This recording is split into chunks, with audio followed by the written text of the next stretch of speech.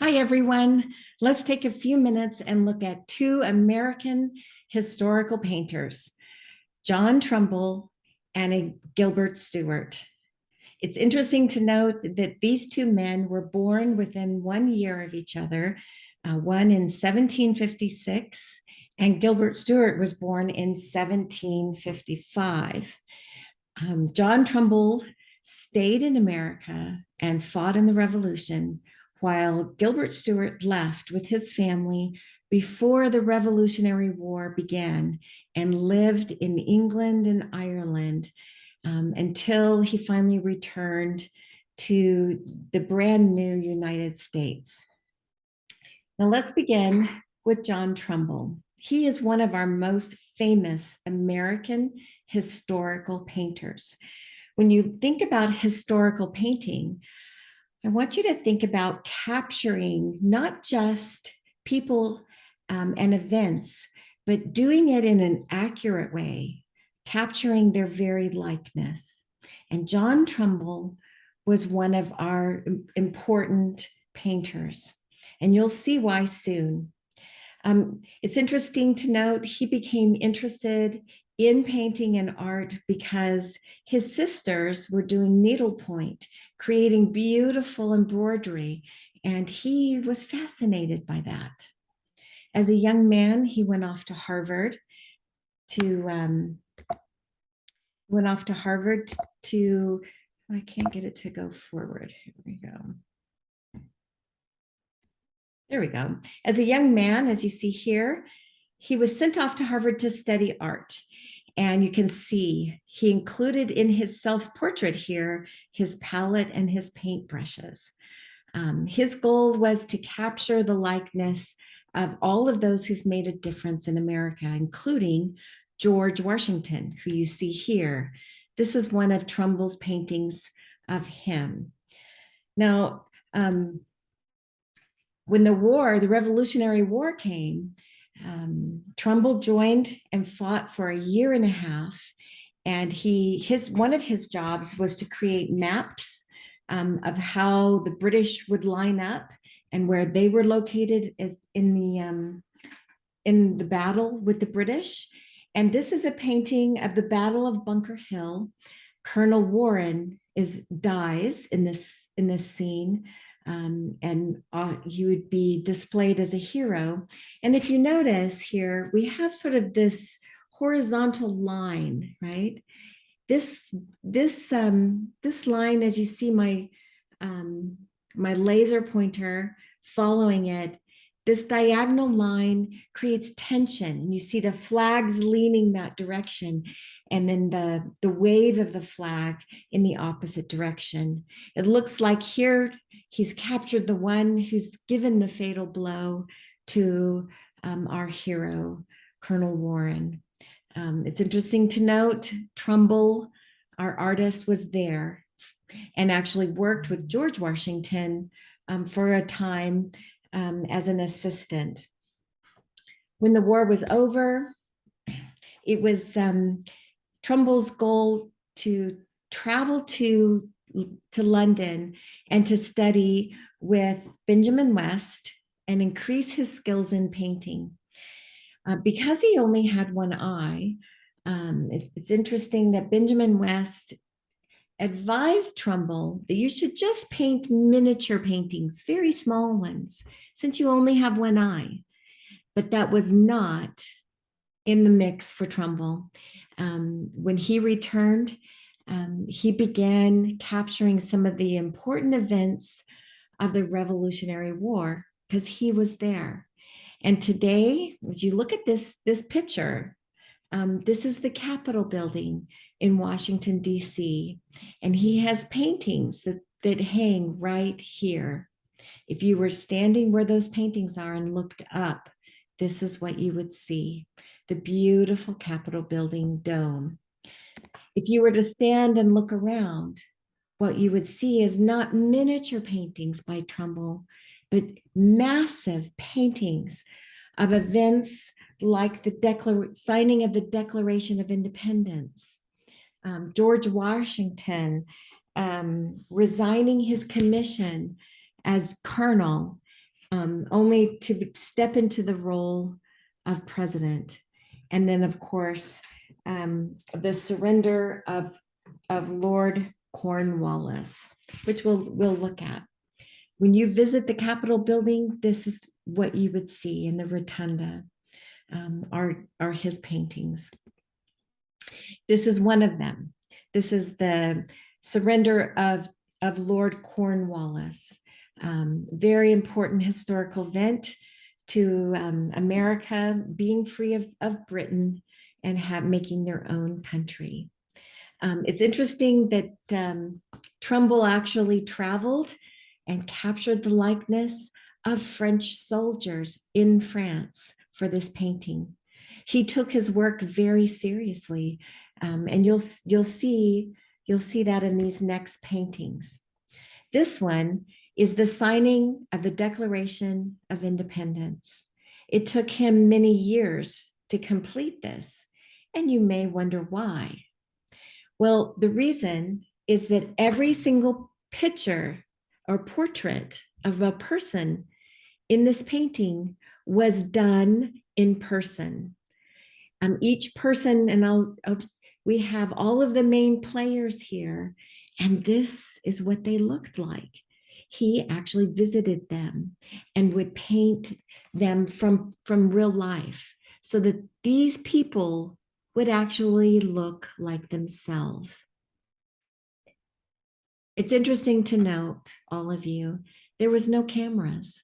Today, we capture people in their moment, and we know what they look like. But back then, we needed historical painters. Every single person here, sitting over here, was also painted or captured in their likeness. So this painting took a long time. It's a very, very important painting to our history, and you probably see it in your history books, and you may see it somewhere else because it's on the back of the $2 bill. You may wonder, is there really a $2 bill? Yes, there is. You can go to the bank and ask for one. And there on the back of it is John Trumbull's historical painting of the signing of the Declaration of Independence. Our next artist I want us to look at is Gilbert Stuart, born a year earlier than Trumbull. And he was the one who actually left America and went to England and was not here during the war. He studied art. This is his self-portrait. I love this portrait. And it reminds me often of Rembrandt's paintings of himself. He was a young man in this painting. And of course, as we know, these artists often practice portrait painting by doing paintings of themselves. His most famous work is found on the $1 bill. In fact, this portrait of George Washington by Gilbert Stuart, our artist, has been on the $1 bill now for over 100 years. And you may wonder about this painting, about this $1 bill. And I actually included this one. This is a painting by Gilbert Stuart of our former artist we looked at, John Trumbull. And he was known as the painter of the Revolution because we have his paintings in the Rotunda in Washington, D.C. I really like this because I think Gilbert Stuart was one of the best portrait painters of all times, and really captured that the liveliness and the glimmer of life in John Trumbull. Now, you may recognize this painting. This is Benjamin West. We looked at him. He was an American, but lived most of his life in London and became the king's painter. But I include him because so many American artists who did this work were trained by him.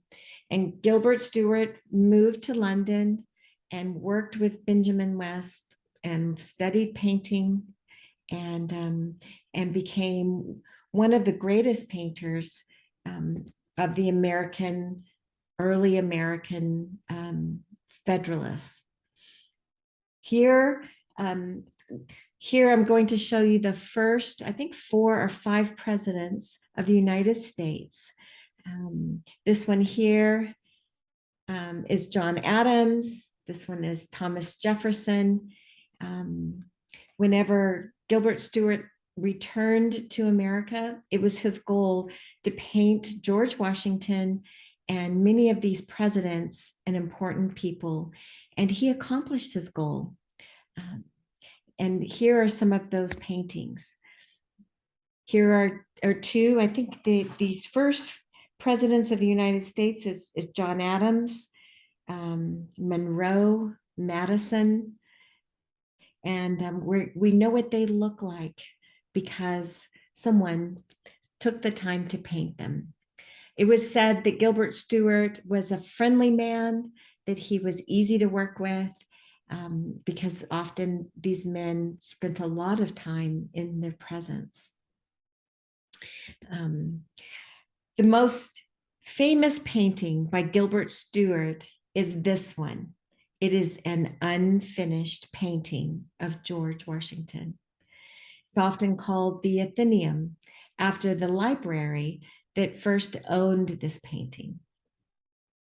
This painting was done in life. George Washington came and sat for this painting in 1796. And this painting was copied 72 times and put into other paintings like this one, probably the most famous, most well done of George Washington completed, from the Athenaeum, the unfinished painting, as well as this one. You can see George Washington standing and many, many others. So George Washington on a horse, George Washington sitting at a desk, George Washington, George Washington. It's interesting to note, as I go back to this one, that this painting was sold for $5 million and 2 museums purchased it. They shared the ownership of it, with the Athenaeum spending 3 years at one museum and then returning to the other museum for the next 3 years. I find it fascinating that an unfinished painting could be of such great value. This one right here was done by Gilbert Stuart of George Washington, and it hangs in the Metropolitan Museum in New York City. It was when he was older, as you can see, and it's slightly different, with a curtain pulled back behind and some atmosphere and a little bit of landscape showing off. Gilbert Stuart painted more than 1,000 American politicians. Here is a list. Maybe you see some names you recognize, and a few others. And it's interesting to note Gilbert Stuart was passionate about his work, passionate about painting the likeness of these men. And we owe what we know about what these men, these events, and what these men, important men, look like to 2 of these men, Gilbert Stuart and John Trumbull. I hope you found this interesting. Hopefully you remembered a few important things about them. One fought in the war, the Revolutionary War. John Trumbull only had one eye for all the painting he did. And Gilbert Stuart was passionate about George Washington and the capturing him in his likeness. So that's it for today. Maybe you guys can talk about in class some other things that were interesting. I'm going to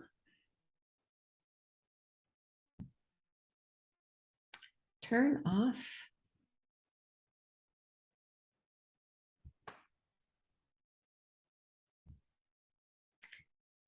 my little pointer's not turning off.